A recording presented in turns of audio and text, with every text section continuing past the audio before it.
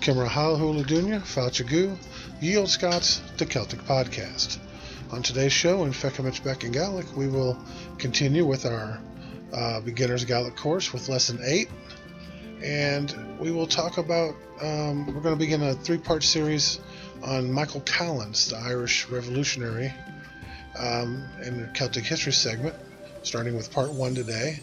You'll hear about a story about the weeping ghost of Assynt in everyday Celtic ways, and throughout the program we're going to hear music from Johnny McAvoy, Cruin, Gaelic Storm, Julie Murphy, and God, I really hope I don't butcher this name, but Laser Yona Nihola Ona. It's a very, very Irish name. It's long too. And as always, it's a wee bit of Irish trivia to test your knowledge to start us off. So, during Micheal Collins' time as a revolutionary figure in Ireland, he had a best friend and a right-hand man. What was his name? Alright. Check out Olde Scot's Facebook group, where you can be a part of the Celtic culture, post memes, give me ideas, tips, even criticism, but be nice. Alright. Feuchamaich, let's kick this thing off.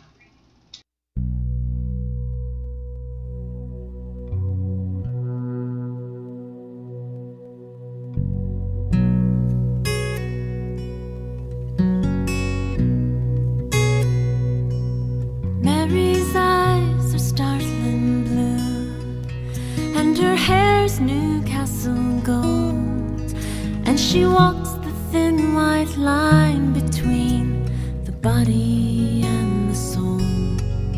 She's as faithful to her history as a novice to his fast, for she is standing on the bones of Ireland's past. She is singing of the troubles and the fire in the land, till I can almost feel the famine slipping through my trembling hand. And I wonder as I hear her that the spirit still shines through, and she can reach across the ocean deep and break my heart in two.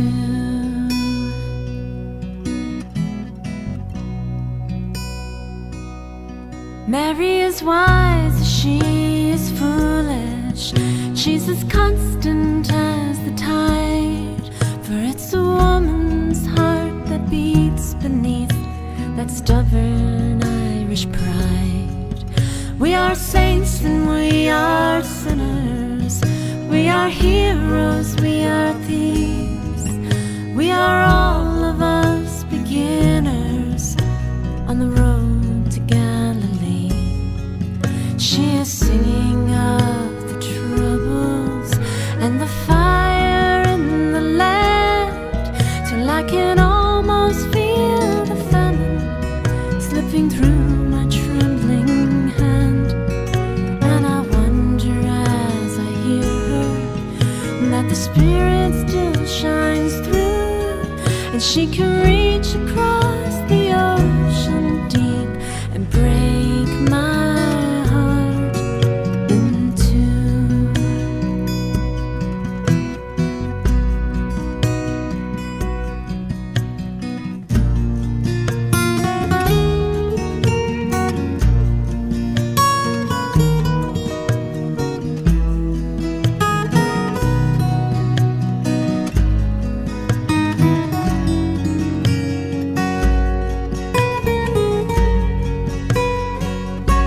So let us hoist a pint of silence to the east where Ireland lies, and we will stare across the waters for a glimpse of Mary's eyes. We are ships without a harbor, we are sailors on dry land, and the song goes on forever, even though she is singing of the troubles and the fire in the land, till I can almost feel the famine slipping through my trembling hand. And I wonder the spirit still shines through, and she can reach across the ocean deep and break my heart in two.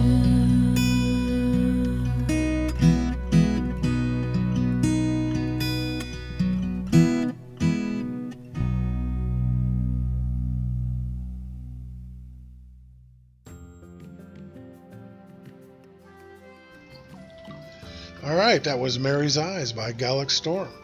I really love that song. Not just it's a good Celtic song, but it's also just a all-around general good song. All right, and now it's time for and Tom and Feuchamaich Beagan Gaidhlig. Time for Let's Try a Little Gaelic. Now, as always, I do not represent myself as an authority on the Gaelic language. Only someone who loves learning it and wants to help others. What I teach comes right from the textbooks of well-respected Gaelic teachers, so I hope you find it interesting, informative, and fun. Now today we're going to still be in that 25-part Gaelic lesson, and we're on lesson 8, and that is answering questions. The other day I taught you how to ask questions. Well, now we're going to do some answering.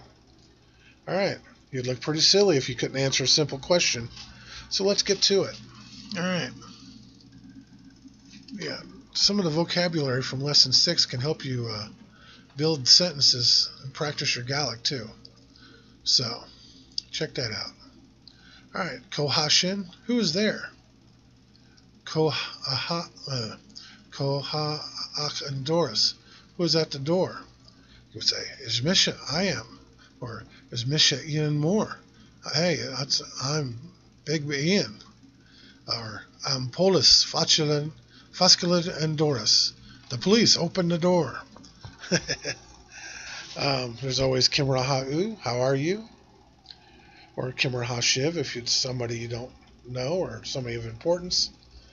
You always got the two. You got the formal and informal. I'm dealing with the informal today. Kimra-ha-u, how are you? It's Hagama, I'm good. Or Hagadona, I'm bad. Or even Hamichin, I'm sick. Of course, the reply is Kimra-ha-u hain. How are you yourself? All right. Kimra-hanasu, toothache on Gaelic.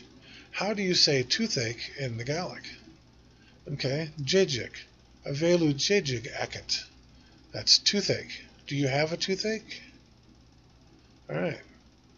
Kunyaha I achian. When is she coming? And Jew, today. Amarak, tomorrow. And Ath Oiche, tomorrow night. And Air, the day after tomorrow.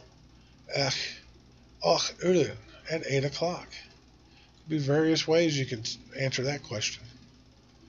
And then we got Jeha'u Jayanif. What are you doing? Achaber, working. Achadal, sleeping.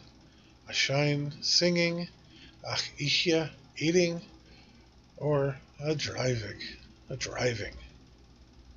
Okay. Koviet ku, aha akit. How many dogs is at you? That's literal. How many dogs you have. That's what they're trying to get across there. Ha kluk nachoin akam. I have 5 dogs. Ha tolam nachoin. Ha nachach akam. I don't like dogs. I have cats. Which I would never say. Kersanaha and cat and show. Why is the cat here? Ha and cat a furlak show. The cat lives here.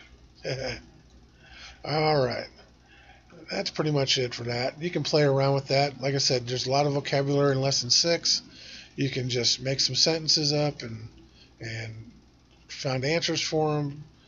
Do whatever you got to do to get busy in the language and learn some more. And I've got some sentences here I want you to translate, or at least try to. Number 1, Mveil namuchen phone and tie. 2, Kachavel achora achadal. 3, Ha and kat fluk agus ha I avord. 4, Ha and dunya an sahar. 5. Avail and Gila on Sahar. 6. Ha and Gila Beck on Loom. Alright, that's it for Feuchamaich Beagan Gaidhlig. I hope you enjoyed it. Get busy practicing. The curlew stood silent and unseen in the long, damp grass. And he looked down on the road below him that wound its way through Béal na Glá. And he heard the young men shouting and cursing, running backwards and forwards, dodging and weaving and ducking the bullets that rained down on them from the hillside opposite. Just as quickly as it started, the firing stopped, and a terrible silence hung over the valley. A lone figure lay on the roadside in the drizzling August rain. Dressed in green greatcoat, leggings, and brown hobnail boots that would never again set the sparks flying from the kitchen flagstones as he danced his way through a half-set. A hurried, whispered act of contrition, and the firing breaks out again. The curlew takes to flight, and as he flies out over the empty, sad fields of West Cork, with his lonesome call, he must tell the world that the big fellow has fallen and that Micheal is gone. On the far-off August day, cold young men in ambush lay on a roadside by a hill where flowers grow. So much hate for one so young, who was right and who was wrong. Though 1,000 years may pass, we'll never know. Candles dripping blood, they placed beside your shoulders. Rosary beads like teardrops on your fingers. Friends and comrades standing by, in their grief they wonder why. Micheal, in their hour of need, you had to go. And when evening twilight came, gently fell the autumn rain. Oh, but you lay still and silent on the ground as we hung our heads in prayer, in our sorrow and despair. We wondered, was it friend or foe who shut you down? Candles dripping blood, they placed beside your shoulders. Rosary beads like teardrops on your fingers. Friends and comrades standing by, in their grief they wonder why. Micheal, in their hour of need, you had to go.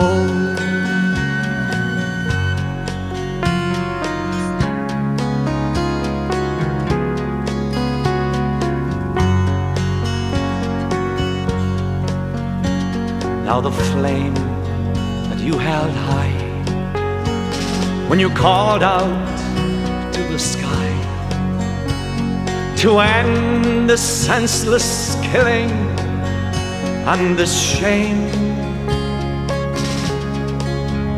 has now passed to other hands and is carried through the land by some not fit to even speak your name. candles dripping blood, they placed beside your shoulder rosary beads like teardrops on your fingers. Friends and comrades standing by, in their grief they wonder why. Michael, in their hour of need, you had to go. Michael, in their hour of need, why did you go?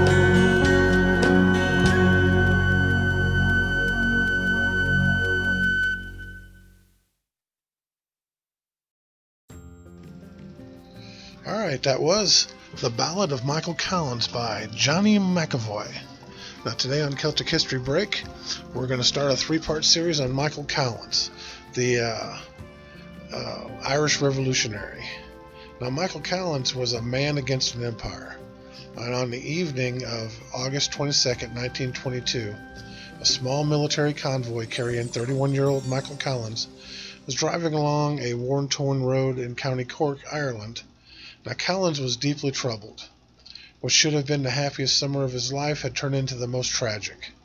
The previous December, Collins had helped negotiate a treaty in which Britain, after 750 years of occupation, had finally agreed to withdraw from the 26 counties of southern Ireland.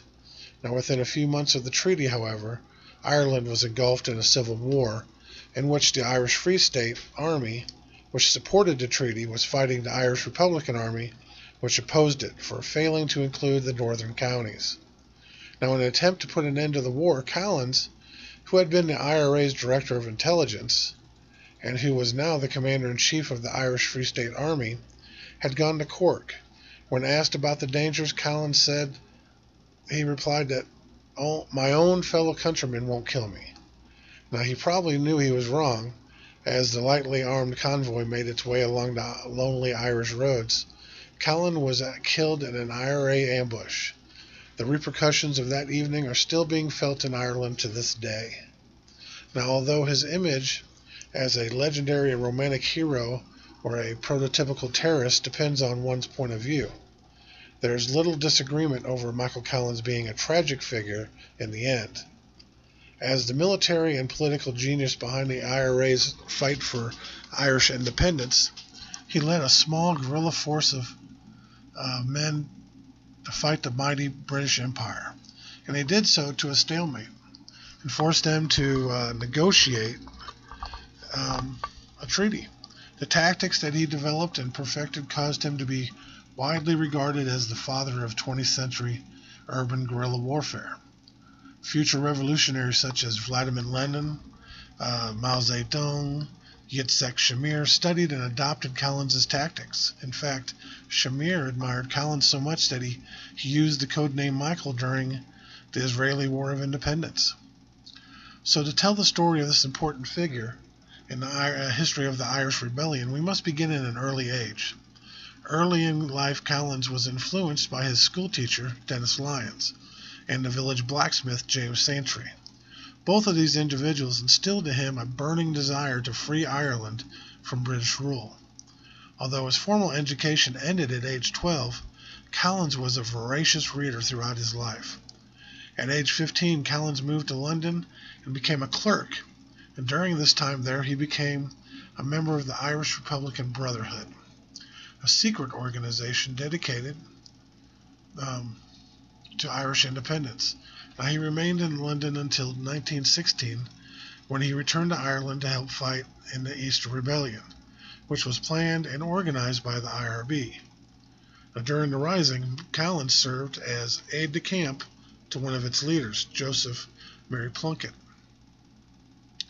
The Easter Rebellion started on Monday, April 24th, 1916, and the last rebels surrendered on Saturday, April 29th.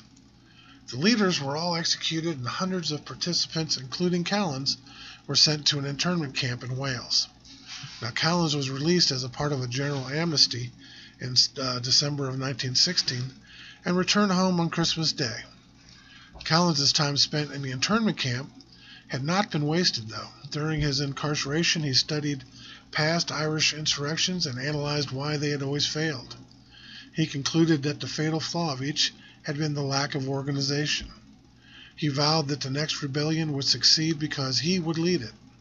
When Collins returned to Ireland, he found several organizations dedicated to establishing an Irish Republic. In addition to the IRB, there was the Irish Volunteers, which was the forerunner of the IRA, and the Sinn Féin political party. Now, over the next few years, Collins would play major roles in all three of these organizations. Collins' first job since his release was the Amalgamated National Aid Association, an organization devoted to providing aid to widows and orphans and dependents of those who were killed or imprisoned in the Easter Rebellion. Now, while doing that, Collins made many contacts that would prove extremely useful over the next few years. In February of 1917, Collins became a member of the IRB's Supreme Council. Shortly thereafter, he became its secretary.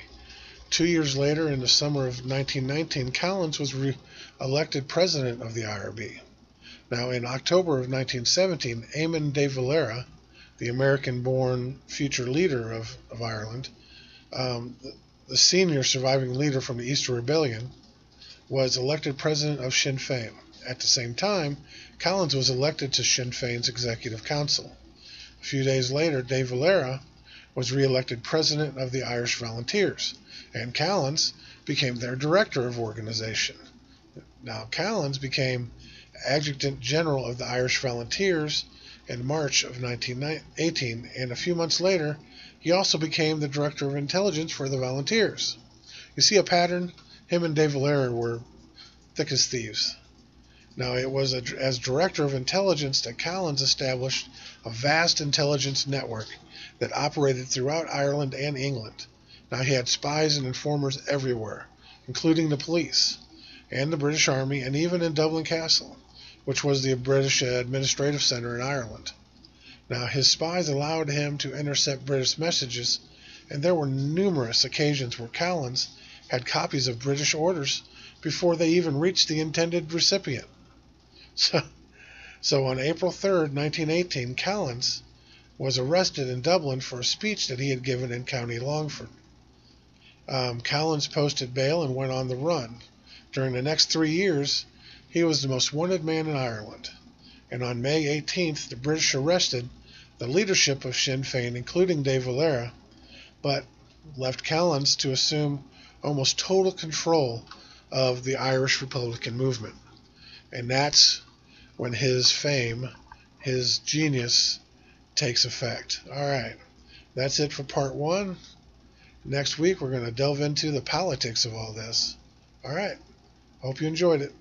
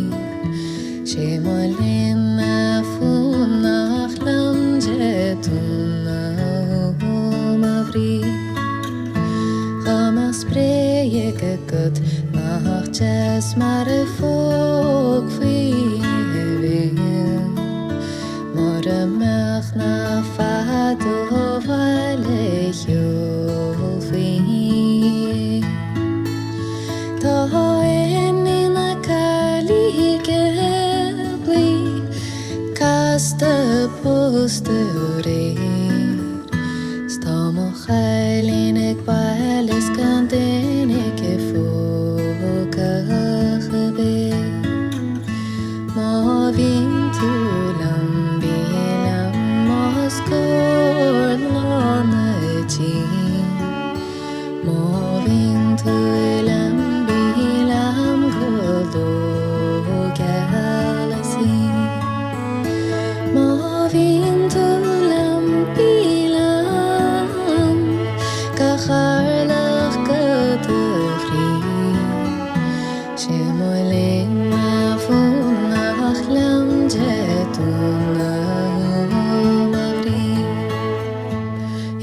Ken kat mara since no chami na khami kalin takmi moy Maria la red savrin sarade kint narvi Moshe uncher kali senine kevi kan hier is heren raufen is rafen is jelgetan segrin is jaren beis na porken is eje awesome vi heren kruare nach boyeshe for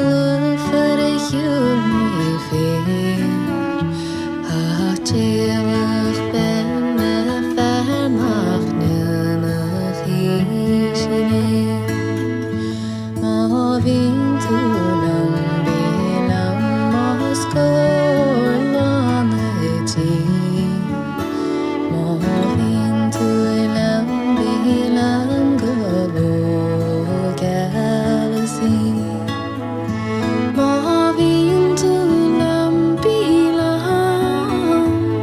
Kacharlach kadafri Chimolen lefunach lam zetun mavri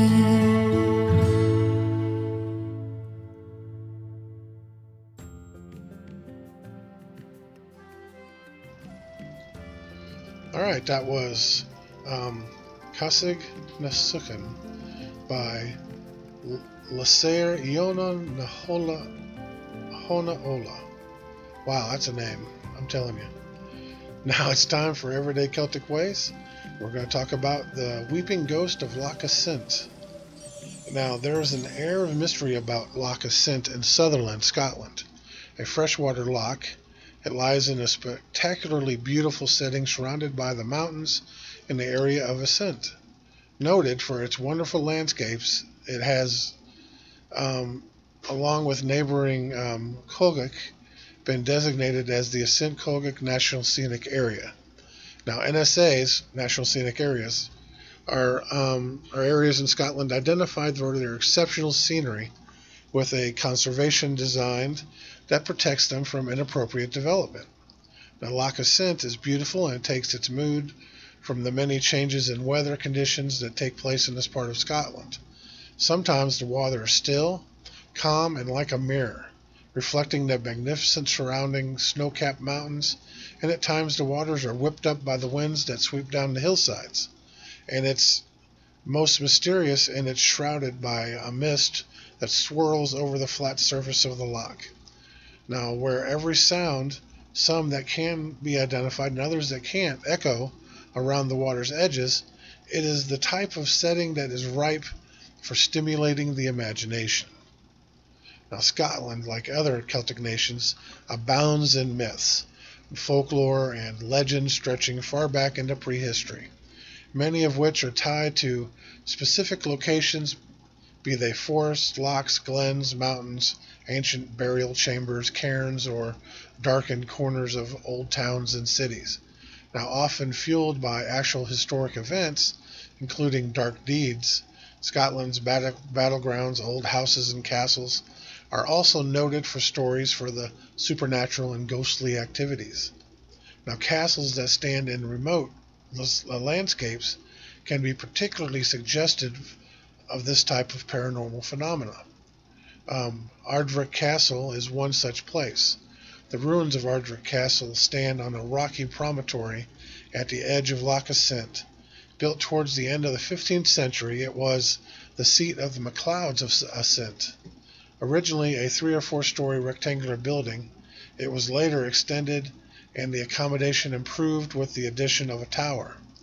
Like many Scottish castles, Ardwick has a dark and troublesome history.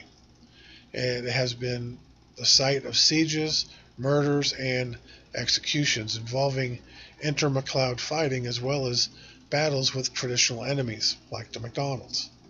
Now, it was the place where James Graham, Marquis of Montrose, was imprisoned in 1650 after the defeat at the Battle of Carbonsdale.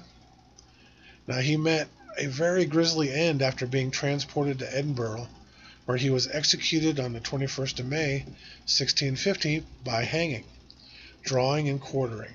Now, Ardevec Castle was lost to the MacLeods in 1672 when the Mackenzies took the castle after a 14-day siege. Given the history of the site, maybe it's of no surprise that the castle is said to be very haunted. Ghosts include that of the weeping daughter of a MacLeod chief. She took her own life by throwing herself from a window of the castle and drowned in Loch Assynt after being fooled into marrying the devil. Wow. It was said to have been part of a pact entered into to save the castle for her father. It is reported that she can be seen walking along the beach close to the castle. When the mists shroud the loch, some claim that her presence can still be heard by the sounds of her heart-rending sobs that are both unsettling and fill those that hear it with overwhelming sorrow. There is a variation in this story of MacLeod's lost daughter. Her name was Emir, and her continued presence at Loch Assynt. There are some who hold the story that instead of leaping to her death, she survived and hid in the caves under the loch, where she remained in hiding from the devil to whom she was betrothed. This new existence under the water led to her transformation into a mermaid, and so became the elusive creature in the loch known as the Mermaid of Assynt. When the level of water in the loch rises, it is said it is because of her tears being shed in lament for her previous life. Rather than a mermaid, others described the creature as a selkie, which is a Scottish mythological creature capable of shape-shifting and taking another form. Now, Scottish castles, however, tend to offer more than one ghostly apparition.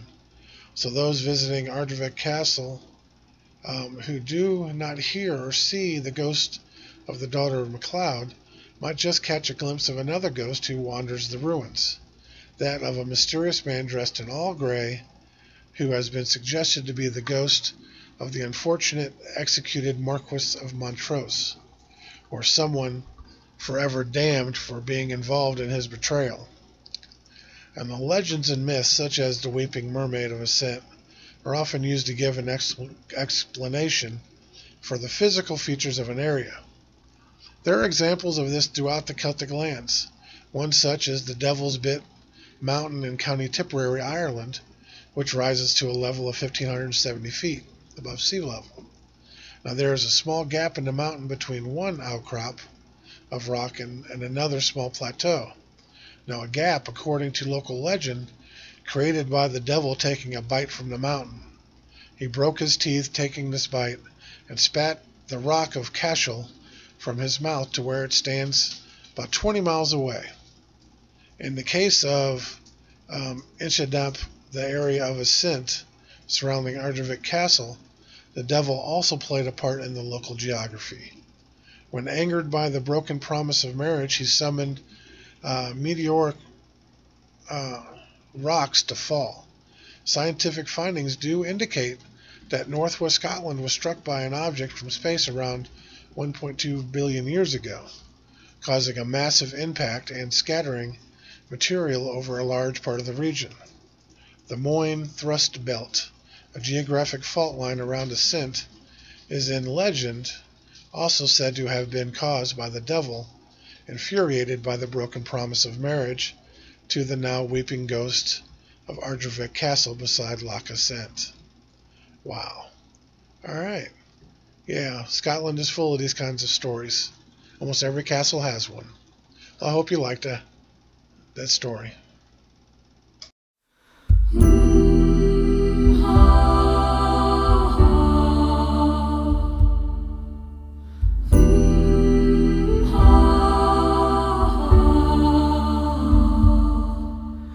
Gushk mi an raith ka tiundra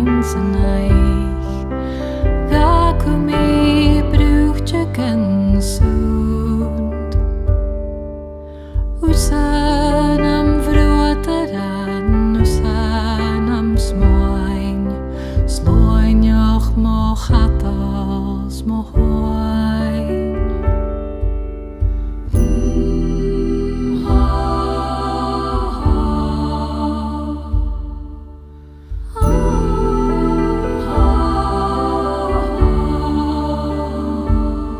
Nam fain mo vian chavia chusar im höf, gaun se mech gekeerde gan la.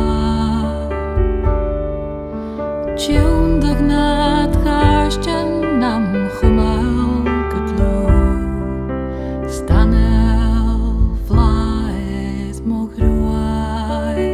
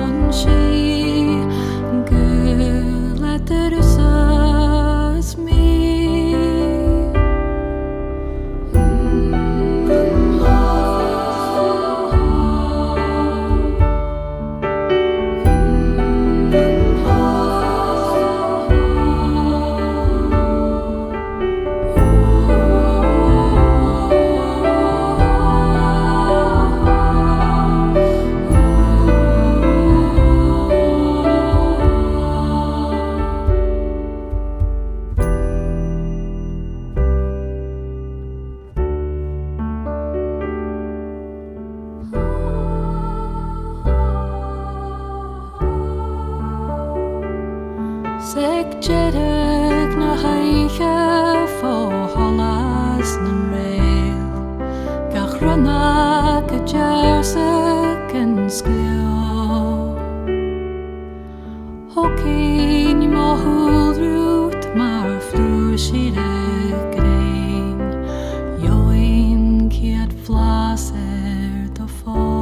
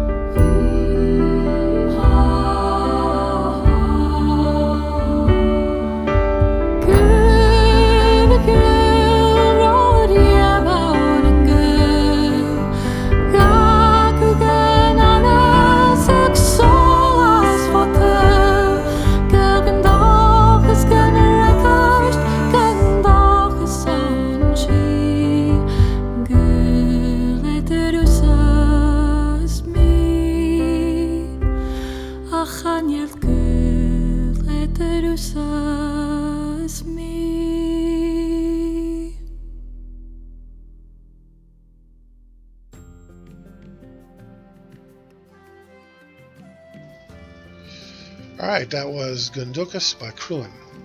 Well, that's it for today's show. I hope you liked it. I'm trying to keep it interesting, informative, and fun while showing you the beauty of all things Celtic. Top 11 Harrison, thank you friends for all the support this last 11 months. Coming up close on a year's anniversary. I can't wait. Might plan to do something special, maybe even a live show for one of my local pubs. Alright, now before I let you go, I got to give you that trivia question answer. During Micheal Collins' time as a revolutionary figure in Ireland, his best friend and right-hand man was Harry Boland. Alrighty. There's also a movie about this called Micheal Collins with Liam Neeson. So check it out. Remember to check out my YouTube channel, Olde Scot, and learn a Gaelic song videos, the Celtic podcast videos, speaking our language videos, got Celtic movies and all kinds of other videos as well. So check that out. And if you're on Facebook, check out my Facebook group, Olde Scot Celtic Culture Group, where you can give your insights and inputs on all things Celtic. All right. Martian Levin draws to bye for now. But I'm going to let you go with a song. And it's a Skyboat song, but it's played on the harp and the flute. It's a really nice rendition of it. Enjoy.